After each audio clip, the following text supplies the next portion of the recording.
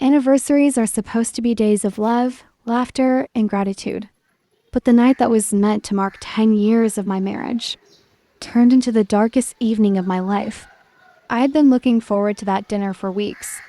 My husband Ethan and I had faced ups and downs, but I believed our bond was strong enough to endure anything. I chose a deep blue dress, the same color I had worn on our wedding day, hoping it would remind him of how far we had come. When I entered the dining room of my in-laws' grand house, the air felt unusually heavy. The long oak table was dressed in silverware, candles flickering like little secrets waiting to be told. My mother-in-law smiled faintly, but her eyes darted away from mine too quickly. Ethan avoided my gaze altogether. A sinking feeling twisted in my stomach, but I forced myself to stay calm. My father-in-law, Richard, a stern man in his late 60s, with a voice that could command silence in a room full of chaos, stood up at the head of the table. He tapped his glass, clearing his throat as though about to give a heartfelt speech. I smiled politely, expecting a toast to our anniversary. Instead, he held up a sealed envelope. His lips curled into something between a smirk and a sneer. "Happy anniversary, Clara," he said, his tone dripping with false sweetness. Confused, I accepted the envelope. My hands trembled slightly as I opened it. Inside were several papers, crisp and cold.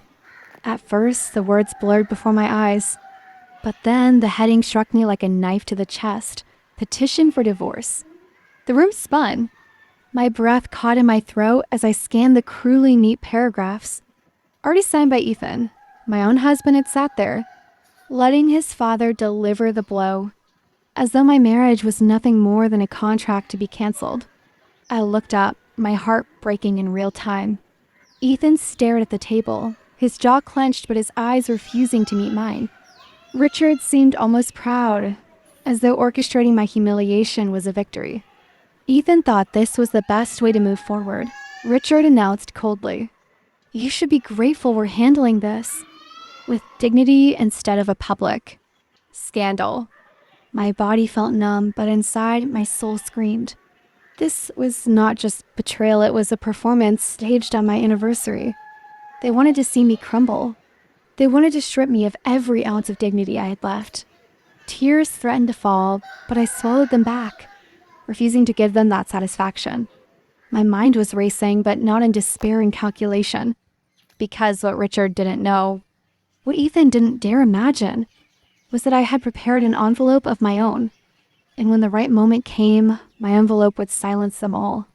I sat frozen at that oak table, the divorce papers spread in front of me like an obituary for the love I once believed in. At 25, I had thought my life was just beginning. I had built dreams of a family, of children running through the halls, of anniversaries celebrated with laughter. Instead, I was staring at the ashes of those dreams, delivered with cruel precision by the man who was supposed to be my protector. My husband, no. Ethan sat to my right, 30 years old and suddenly a stranger. He wouldn't even look at me. His hands were clasped tightly together, knuckles white, his lips pressed into a line. It was as if shame had chained him silent, or perhaps guilt had eaten away his courage. I wanted him to say something, anything, but the only sound was the soft clinking of silverware as the others avoided my gaze.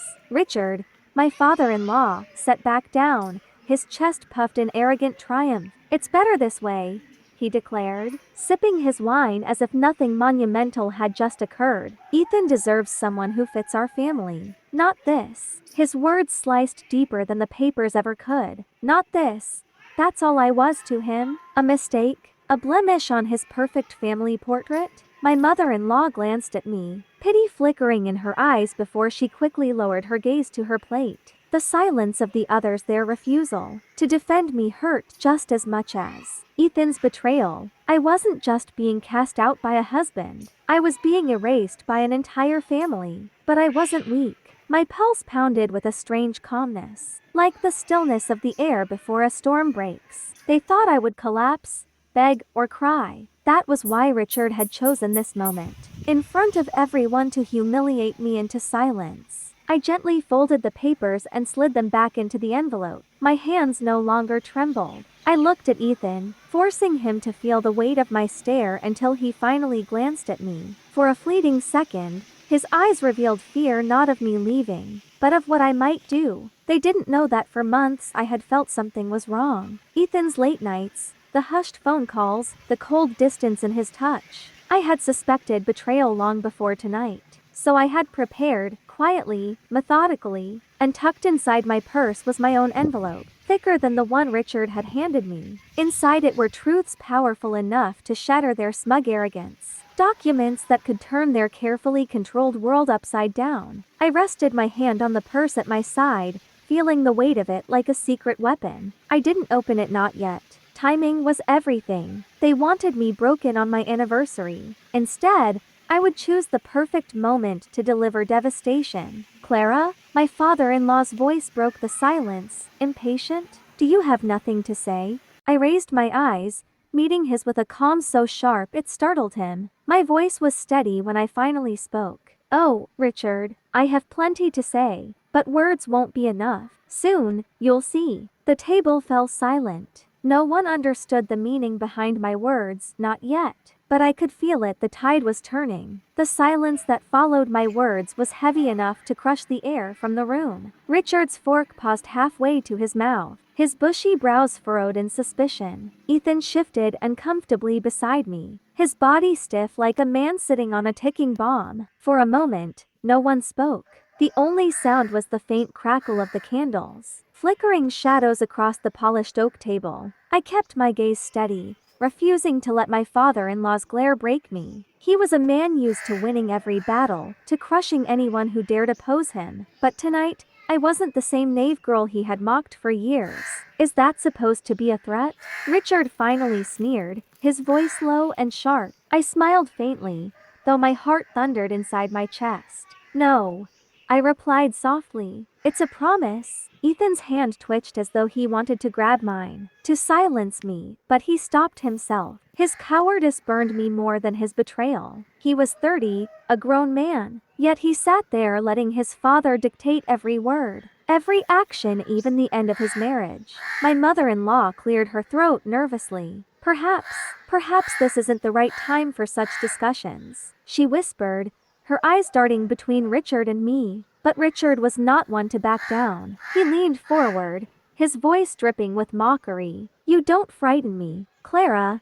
You're a child playing with matches in a house built of stone. Do you really think you can shake this family? My fingers brushed the edge of my purse beneath the table, feeling the thickness of my envelope. If only you knew, I thought. I don't need to shake your family, I said calmly. I just need to tell the truth. Ethan stiffened, his face draining of color. That single word truth had pierced him like a blade. I saw it in his eyes.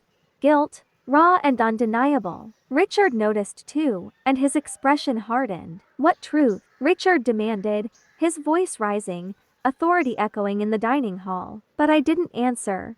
Not yet. Timing was everything, and I wanted every single one of them to taste the anticipation, to feel the dread building in their throats. I lifted my wine glass instead, sipping slowly, my composure unnerving them more than any outburst could. The tension at the table was unbearable. Even the cousins and distant relatives invited to this celebration sat frozen, unsure whether to look at me or at the patriarch glaring down the table. Every second stretched like a blade being sharpened. Finally, Ethan broke the silence, his voice strained. Dad, maybe we should. Richard slammed his palm against the table, rattling the silverware. Quiet, Ethan. Don't you see what she's doing? She's bluffing. That's all she's ever done, cling to this family, desperate to belong. Well, tonight she's finished. I set down my glass carefully, the clink echoing louder than his rage. You're right, Richard, I said evenly. Tonight, something is finished. But it's not me. The room grew colder, the candles flickering wildly as though the house itself sensed the storm about to break. My hand slid into my purse,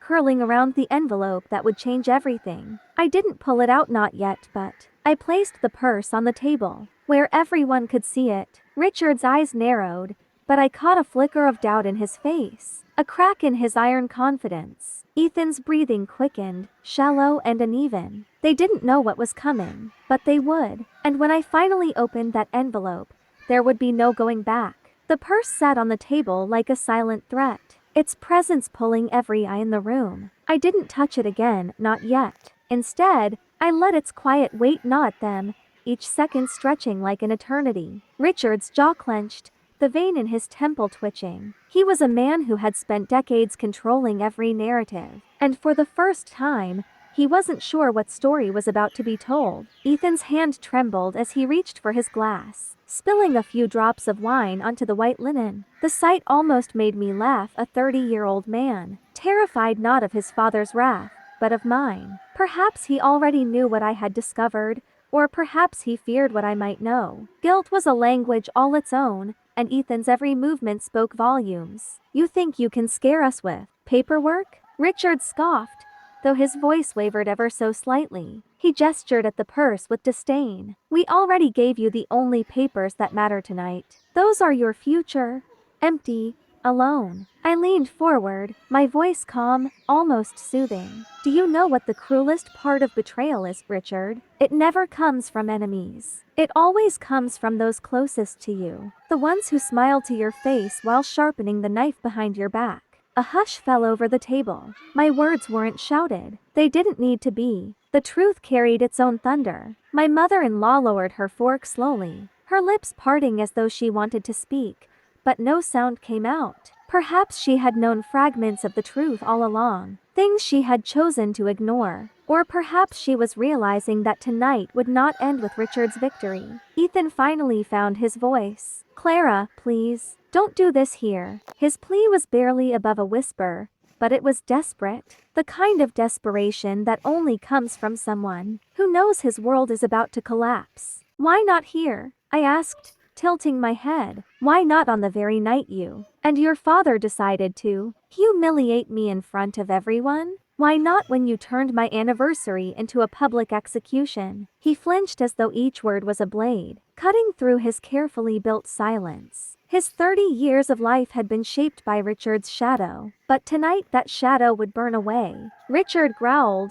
"You're bluffing. You have nothing. You've always had nothing." I let the silence sit, savoring his certainty. Then, with slow deliberation, I placed my hand on the purse again. "If you truly believe that, then you won't mind if I open this." The tension snapped like a bowstring. Every eye locked on the purse as though it contained dynamite. I could feel the energy in the room shift, their smugness crumbling into unease, their certainty dissolving into dread. I didn't pull the envelope out, not yet. Instead, I let my hand rest there, my expression unreadable. Suspense was a powerful weapon, and I intended to wield it until the very last second. "I was never the one clinging to this family," I whispered, my gaze fixed on Richard. "It was all of you clinging to a lie, and the truth is heavier than you think." The candles flickered violently as if the house itself trembled. Richard shifted in his chair, his confidence visibly cracking. Ethan's breathing grew ragged, beads of sweat forming on his forehead. "They wanted me broken tonight." But as I sat there,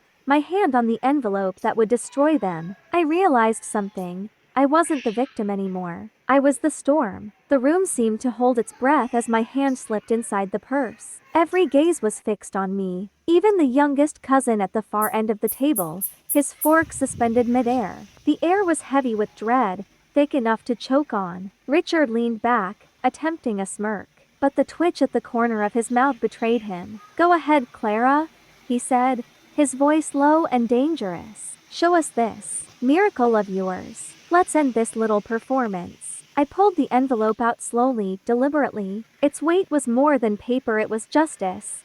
It was survival. It was the weapon they never thought I would have the courage to use. I laid it gently on the tablecloth, the ivory flap catching the glow of the candlelight. Ethan swallowed hard. His 30-year-old bravado had evaporated, leaving only fear. He reached out as though to stop me, his hand trembling. "Please," he whispered, "don't do this. Not here. Not here?" I repeated, my voice rising with controlled fury. "Why not here? Why not in front of the same people who just watched your father hand me divorce papers on my anniversary?" Gasps rippled around the table. I saw my mother-in-law clutch at her napkin, her knuckles turning white.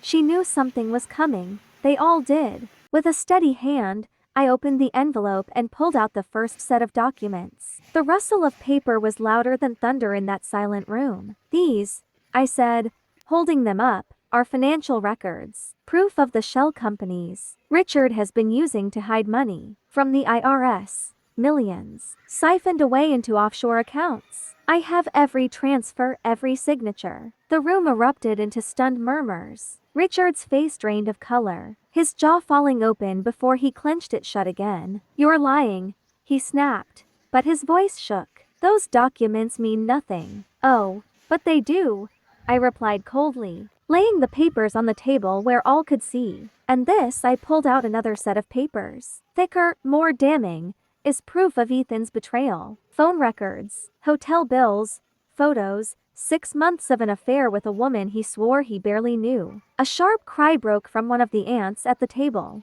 Ethan's face crumpled, his hands covering his mouth, shame radiating from every pore. "You thought you were humiliating me," I continued, my voice steady, though inside my chest my heart hammered like a war drum. "But all along, you've been rotting from the inside. And I've been patient enough to gather every piece of evidence." Richard stood abruptly, his chair scraping across the polished floor. "You dare," he began, but I cut him off. "I dare because you left me no choice," I said, my words sharp as glass. "You tried to strip me of dignity, of love, of family. But what you forgot is that I'm not some knave girl you can control. I'm 25 years old, Richard, and I have nothing left to lose. That makes me more dangerous than you'll ever be." The documents lay spread across the table, damning under the candlelight. Each page was a nail in the coffin of their arrogance. Ethan lowered his head into his hands, defeated. Richard's face twisted with fury, but for the first time, I saw fear lurking behind his eyes. The mighty patriarch,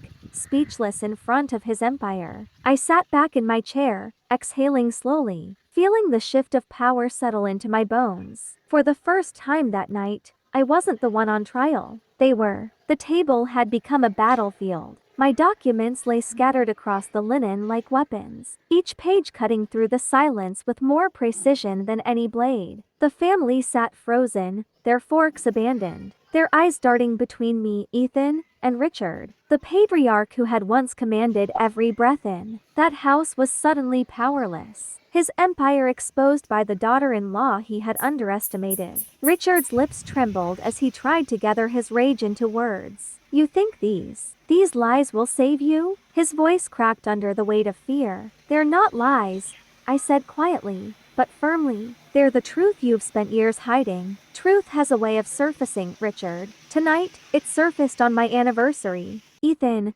his face pale and drawn, finally lifted his head. "Dad," his voice was broken, fragile. She's not lying. The accounts, the transfers, they're real. I signed some of them." The admission crashed over the room like thunder. Gasps filled the air. For a man who had built his entire life on control, Richard's world collapsed in that single confession. "You fool!" Richard roared, slamming his fist on the table so hard the wine glasses rattled. "You've destroyed us." "No," I corrected calmly, leaning back in my chair. "You destroyed yourself. All I did was shine a light." My mother-in-law buried her face in her hands, sobbing quietly. The other relatives whispered in shock, their loyalty shifting like sand under their feet. Richard's carefully constructed facade of power was crumbling in front of everyone he had sought to impress. Ethan turned to me, tears burning in his eyes. "Clara, please. I made mistakes. I was weak,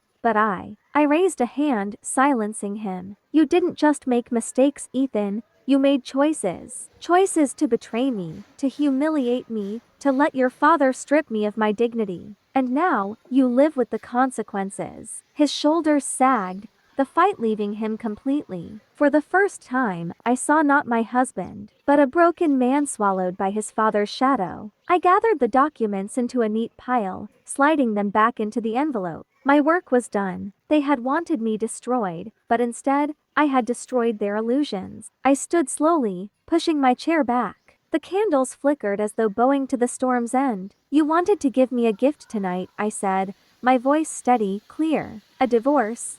Fine, but I've given you a gift in return, the truth. And the truth will follow you long after I've walked out that door. No one stopped me as I picked up my purse. No one dared. Even Richard, who once spoke with thunder, sat in silence, his empire of arrogance reduced to rubble. At the doorway, I paused and looked back one last time. Ethan's face was buried in his hands. Richard's stare was empty, defeated. The family that had sought to break me sat in ruins of their own making. I didn't smile. There was no joy in revenge, only justice. But as I stepped into the night air, I breathed deeply, free for the first time in years. They had tried to end my story with divorce papers, but I had written my own ending, one they would never forget.